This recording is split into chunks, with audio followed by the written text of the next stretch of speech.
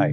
ఒక్కొక్కసారి మీ శరీరంలోని మెదడులో స్ట్రోక్ వస్తుంది. అది వచ్చినట్టు కూడా మీకు తెలియకపోవచ్చు. దాన్నే మనం సైలెంట్ స్ట్రోక్, అది మినీ స్ట్రోక్ అంటాం. సాధారణంగా స్ట్రోక్ అంటే చెయ్యి బలహీనం అవటం, కాలు బలహీనం అవటం, శరీరంలో ఒక భాగం సరిగ్గా పనిచేయలేకపోవటం, మూతి వంకర రావటం, మాట ఇబ్బంది రావటం, ఇవి సర్వసాధారణంగా మన స్ట్రోక్‌లో చూసే లక్షణాలు. కానీ సైలెంట్ స్ట్రోక్ అంటే ఈ లక్షణాలు ఏమి ఉండకపోవచ్చు. కొన్ని లక్షణాలతో మనం సైలెంట్ స్ట్రోక్ వచ్చిందని మనం తెలుసుకోవచ్చు. చూపు చీకటిగా అయిపోవటం సడన్‌గా, వినికిడి శక్తి తగ్గిపోవటం సడన్‌గా, అంతేకాకుండా చేతులు కాళ్ళు తిమ్మిర్లు రావటం, జస్ట్ పూర్తి శరీరం మొత్తం కూడా జనరల్ వీక్‌నెస్ ఉన్నట్టు అనిపించటం.